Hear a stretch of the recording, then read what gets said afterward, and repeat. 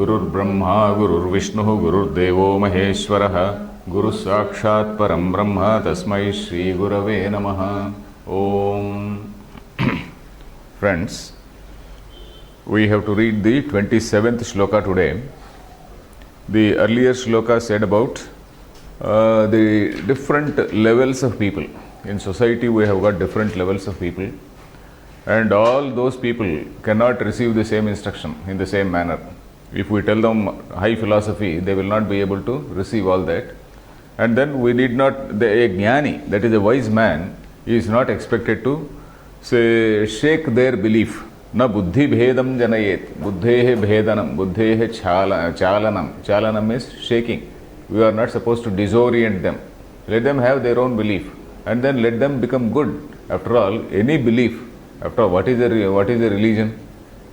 A religion, unless it is backed by philosophy, it is only a bundle of beliefs. Unless it is backed by some systematic philosophical inquiry, it is a bundle of beliefs. So you are having some belief that I am worshipping this particular God. This particular God is going to give me some peace of mind. He is going to give me all prosperity, wealth, etc., etc. And some other man says, no, this is my God. How can you say that your belief is right and the other man's belief is wrong? So we have to accept that, and by being in this belief system, this man also is doing some good deeds. By being in some other belief system, he is also doing some good deeds. So we have to accept, we have to allow all these people to continue. And then after they attain some maturity of mind, after they attain some purity of mind, then their minds will be curious, their minds will be prepared to know what is the final reality. So at that stage, you tell them Vedanta, you tell them philosophy and all that. So that is what we read in the earlier sloka, na buddhi bhedam janayed ajnanam karma sanginam. But at the same time, the wise man also has to follow the code of conduct which is being followed by the society. Otherwise, he will be setting a wrong example. He will be setting a wrong example if he says, no, don't go to the temple, don't go here, don't go there, don't go to mosque, don't go to church. So if he says like that, he is setting a wrong example. So that is it. So the next shloka is like this. I will read. Prakrute kriyamanani gunai karmani sarvashah ahankara vimudhatma kartahamiti manyate. So the earlier shloka was talking about what should be the attitude of a jnani towards all other people. So now in this shloka, this particular shloka tells about how an unwise man goes about his work. Prakrute kriyamanani gunai karmani sarvashah ahankara vimudhatma kartahamiti manyate.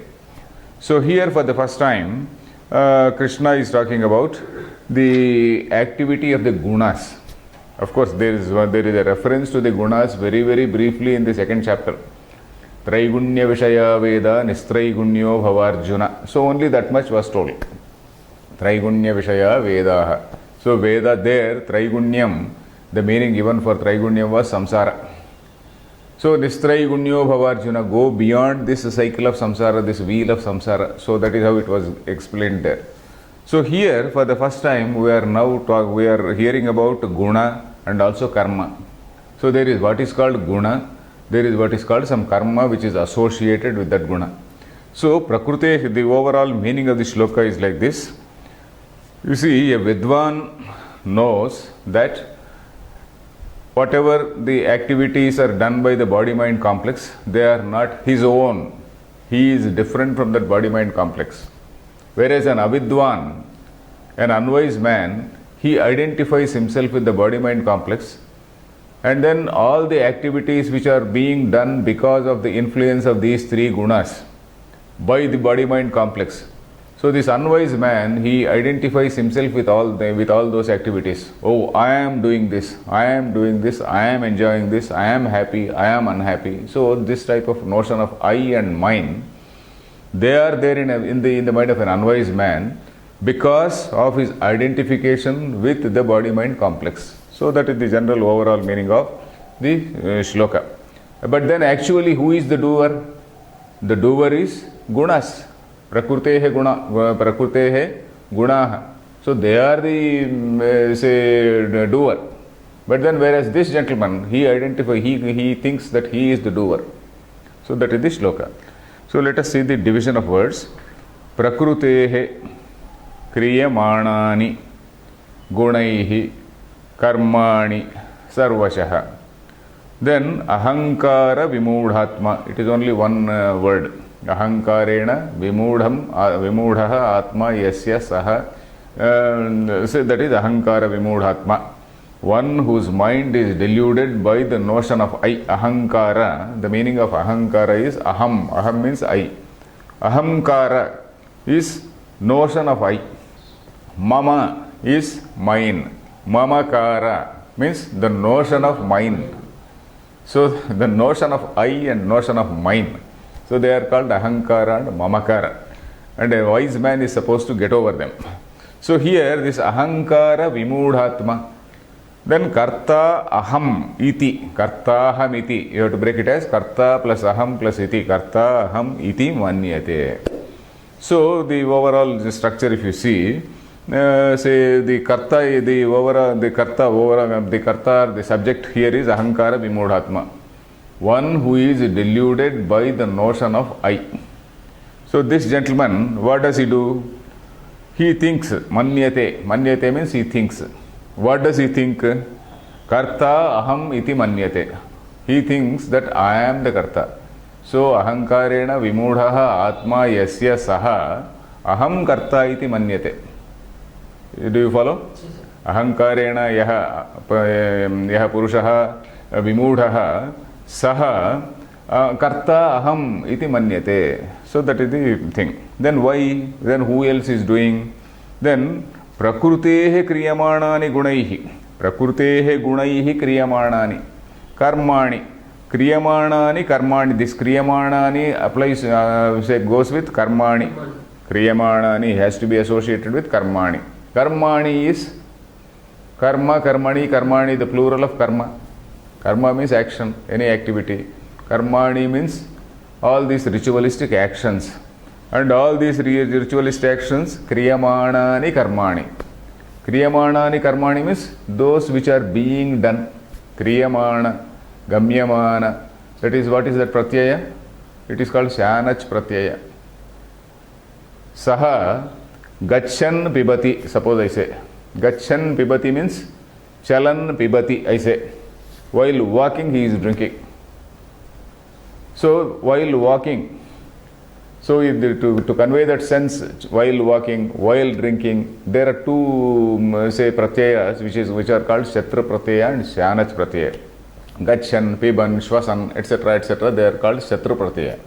It is only a pratyaya. There is no shatru or enemy. We don't think that there is an enemy there. Shanach, there, ana. Ana is the say suffix which comes. That is gam dhatu, gamyamana. Then suppose some other, they say vanda dhatu, vandamana. Saha vandamanaha. Gurum vandamanaha asti. So he is, that is present continuous. Gurum vandamanaha asti. That is, he is say saluting his guru. He is still in the process. He has not yet completed. Vandate, you can also say vandate. Vandamanaha is still more, just to convey the present continuous. Vartamanaha, vartate, vartamanaha. We also say vartamana kalam. Vartamana kalam means that which is going on right now. So that is that vartamana. Jayamana, that which is coming into existence, that which is being born. So that is jayamana. So that is called shanach pratyaya. So kriyamanani karmani. All the actions which are being done. By whom? Prakrutehe gunaihi. Prakrutehe gunaihi. Prakriti is in? Prakriti means that, okay, I will explain that Prakriti. Prakrutehe. Harihi harehe. Something like that. Girihi girehe. So Prakriti is actually Strilinga. But then the Shashti Ekavachanam is like harehe only. So Prakrutehe gunaihi. Prakrutehe gunaihi means the gunas, the gunaihi again is in Trutiya Bahuvachanam. So but the gunas belong to Prakriti. So that is why Prakrutehe gunaha we have to say. Then when we have to convert it into Trutiya Bahuvachanam, we have to say gunaihi. Prakrutehe gunaha सत्त्वरजस्तमो गुणाः प्रकृतेः गुणाः के ते गुणाः सत्त्वरजस्तमो गुणाः तैः means गुणैः प्रकृतेः गुणैः सर्वशः क्रियमाणानि कर्माणि सर्वशः क्रियमाणानि कर्माणि सर्वशः means in all types of actions. They may be Shrauta karma or Smartha karma, all actions, whether they are mentioned in the Shruti or Smruti, all those actions which are mentioned in the Shruti or the Smruti, Kriyamanani, those which are being done because of the influence of the three gunas, this Ahankara Vimodhatma, Aham Karta iti manyate. So there is somebody else who is the Karta. Who is the Karta? The Prakruteha Gunaha, they are the Karta. प्रकृतेः गुणैः क्रियमाणानि कर्माणि all those things यद्यपि कर्माणि प्रकृतेः गुणैः क्रियन्ते you follow this यद्यपि कर्माणि प्रकृतेः गुणैः क्रियन्ते विमूढात्मा किं मन्यते विमूढात्मा अहं कर्ता इति मन्यते so that is the general meaning. So here now we have to see what is this prakriti and what are these gunas. So prakriti, if you recall your Vedanta class, Prakriti is a manifestation, the creative power which manifests in that Supreme Brahman, which is otherwise called consciousness. Supreme Brahman, we don't say he is some God who is sitting there in the sky. We only say that the Supreme Reality is only consciousness, truth, and truth means consciousness, existence, consciousness, and infinitude. So that is our description of, our definition of, our understanding of the Supreme Reality. It is not as though there is some God sitting there and then who is supervising us like a cosmic cop and whatnot. That's not the way. So this Supreme Reality, there is some, in that Supreme Consciousness, there is what is called some sort of manifesting power, which we call this Prakriti. And whatever we see is having certain characteristics. In this Prakriti, you and I, we are all beings in this Prakriti. Every animal, every ant is a Prakriti, is a part and parcel of that Prakriti. So the food item the food we eat, every bit of what we see is manifestation of that Prakriti. So this Prakriti, our ancients have observed that it is having three types of, it can be distinguished or it can be observed into, or categorized into three types. So one is something, a being which is, if you talk about human beings, somebody who is contented, somebody who is happy, somebody who is knowledge oriented, somebody who is truthful in his behavior, somebody who is not aggressive, somebody who loves peaceful conduct. So such is one type. Another is some aggressive type, domineering type, and then trying to influence others, trying to amass wealth. So that is another type. Another type is it is not knowledge oriented or anything. They may be sticking on to one particular idea and then they will fight for that idea, and then they are lazy and not bothered about knowledge, not bothered about finding truth. So that sort of tendency is another. So we have to give some names. So this first type, which is knowledge oriented and peace oriented, it is called sattva. This aggression oriented, it is called rajas. And this dullness oriented and then say foolhardy, fundamentalist ideas, that is called tamas. So sattva, rajas and tamas. So there are three types of things or tendencies, we can say three types of tendencies in this whole Prakriti.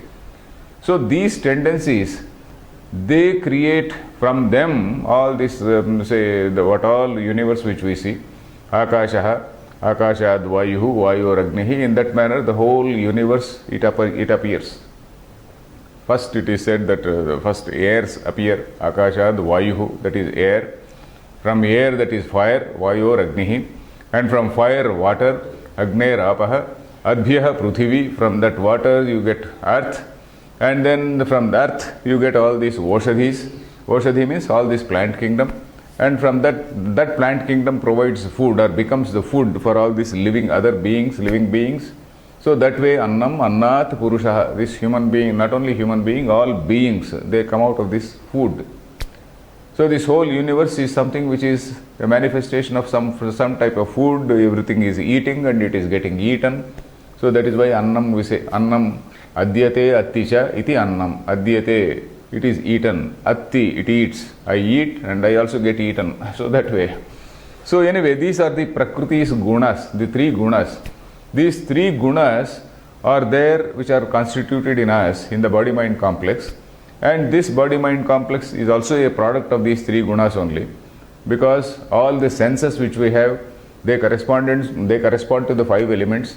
The mind corresponds to the whole five elements, all five elements put together.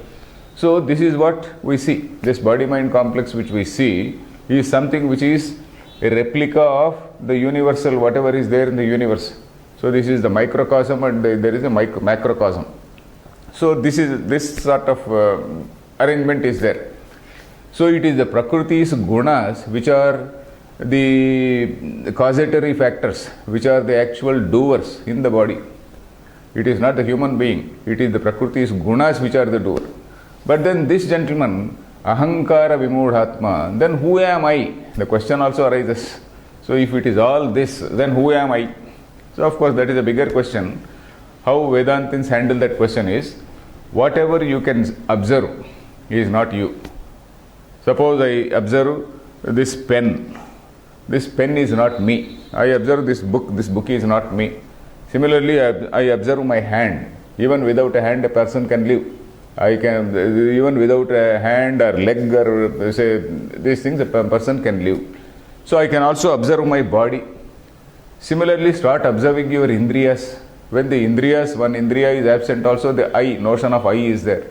When five indriyas are absent, also the notion of I is there.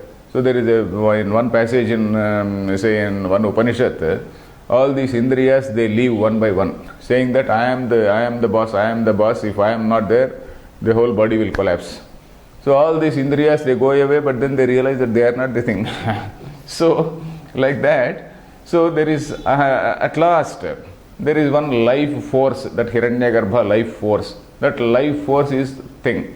Even that life force is not the I. This I is that supreme consciousness. This is that consciousness which is reflected on this antahkarana, which is causing us to believe that there is a notion of I. That consciousness which is getting reflected on the antahkarana or the mind. So that is how Vedanta says, we need not go into that. That again, because there is a very big book called Druk Drushya Viveka. So we need not go into that. So Prakrutehe gunaihi kriyamanani karmani, this ahankara vimudhatma, aham karta iti manyate. So here kriyamanani, the grammar point is Shanaj Pratyaya, I explained. Then three gunas, I explained. Then this mind and the indriyas, they are formed by the mechanism of these elements, Akasha, Vayu, Agni, etc., etc. Then this body-mind complex is not the karta. This karta is, body-mind complex is the karta, and you are not the karta. You are nothing but that absolute consciousness. So that is what indirectly it says. Ahankara vimudhatma aham karta iti manyate. Shall we go to the next shloka? Yes, sir. Next shloka talks about a jnani. It says, Tattvavittu mahabaho gunakarma vibhagayoho guna guneshu vartanta iti matva nasajyate. So, Tattvavittu mahabaho gunakarma vibhagayoho guna guneshu vartanta iti matva nasajyate. So, that is the shloka. So, this talks about the attitude of a jnani. So, the earlier shloka talked about the attitude of an unwise man. This talks about the attitude of a wise man. So, let us see, the overall meaning is like this. Hey Mahabaho is the address. Yes. Oh mighty armed man, mighty shouldered man. Tattvavit, on the other hand, this wise man, what does he do? Wise in what? He is wise in the matter of distinguishing what are the gunas and what are the karmas. This guna vibhaga and karma vibhaga, the distinction of these gunas and karmas. So he knows how to distinguish. He knows how to distinguish himself apart from that. He knows that he is not the body-mind complex. So that sort of division he is able to make, that sort of distinction he is able to make. So such a person, he knows that guna guneshu vartante. So this gunaha means the effects of these gunas. Our indriyas, my indriyas are again the product of these three gunas only. these my indriyas and the mind, they are going after the sense objects. The sense organs, which are gunas, they are going after the sense sense objects, which are also the gunas. Gunaha guneshu. The sense organs, which are gunas, they are going after the sense objects, which are also the gunas. Iti vartante iti matva, having realized that he does not get engaged or he does not get identified with them. Na sajjate. Na sajjate means na sangam karoti. Sangha. Sangha, the same root. So this is the shloka. Let us see the division. Tattvavit tu mahabaho guna karma vibhagayoho is one samasa. Guna vibhagasya karma vibhagasya. So that is it. Guna vibhagayoho. Then gunaha guneshu vartante. Vartanta is vartante, because in sandhi, when the shloka, when the sandhi is there, vartanta iti, it becomes vartante iti matva na sajjate, all single independent words. So here let us see, Mahabaho is the address. O mighty armed man. This tattvavit means tattvam janati, tattvam vetti iti tattvavit, tattvam vid dhatu. Tattvam vetti iti tattvavit. What is that tattvam? Tasya bhavaha tattvam. Tat means that, isn't it? Tasya bhavaha tattvam. That is the essence of that. Tat means that supreme reality. Whenever in Vedanta we use that word tat, tattvamasi, tat means that supreme reality. That supreme reality means that supreme Brahman. So tattvavit, the one who knows the reality of that supreme Brahman, he is that tattvam vetti. Brahmanaha tattvam vetti, atma tattvam vetti, iti tattvavit. So saha in what type of tattvavit is he here? Guna karma vibhagayoho. Guna vibhagasya karma vibhagasya. Vibhaga means division. The division or distinction or distinguishing. So he knows how to distinguish himself from these gunas. He knows how to distinguish himself from the karmas. Guna karma vibhagayoho tattvavit. So the man who knows this, who has this viveka or the sense of discrimination, who can discriminate between what is I and what is not I. So such a person, gunaha guneshu vartante iti matva. So what iti matva means tva pratyaya, having thought, having realized, having thought, or having, matva, having realized, we can say in this particular context. Iti matva, having understood like that, what? Guna guneshu vartante. So these gunaha, which are nothing but my own senses and sense organs, guneshu, in the sense objects, vartante, they are going after them. Vartate means he goes after them. Anuvartate, gunaha guneshu anuvartante iti gnatva. Matva means iti gnatva.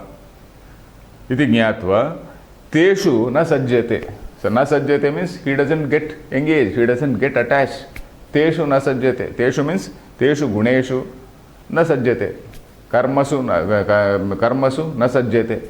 In all those actions, he may be doing an action, but then he doesn't get attached. He doesn't get attached that I am doing it, I am the doer. So that is the point here. So, say, what are the any grammar points here? Tattvavit plus tu. So he knows this guna karma vibhaga, that is one thing. Then guna guneshu vartante. So this jnani, he is one who distances himself from whatever actions the body-mind complex does. So in other words, he is looking at all these things as a witness. In Vedanta, there is a word called Sakshi. Sakshi means a witness. So he has distinguished himself, or he has separated himself, discriminated himself, distinguished himself from this body-mind complex and all the activities which are done by the body-mind complex. So he is called a witness. So he is in that particular stage. Then guna guneshu, and then we may question about what is sukha and what is dukkha. We feel happiness, we feel unhappiness and all that. All these things also are thoughts in the mind.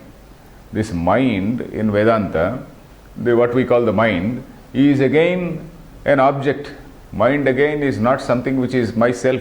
Mind is an object, and all these things like fear, anger, love, hate, all these sentiments, all these ideas, they are called chitta vritti. They are all various modifications of the mind. The mind at times it feels happy, mind at times feel unhappy.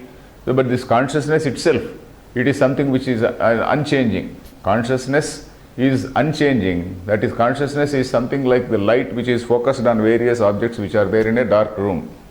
So this light does not get affected by that. Light only shows all those things. Light does not get affected by that we saw in Kathopanishad Bhashya. So it is something like a light. Suryo yatha sarva lokasya chakshuhu, we saw. So it is something like a light. Consciousness is something like a light which illumines all these things. It is only when the consciousness is there that a person feels, I am happy, I am unhappy, I am angry, I am not angry. So all these things. So all these thoughts, sentiments, all these feelings, all these things are mind only, and mind again is an object to be seen by this witness. So that is the meaning here. So we will stop here.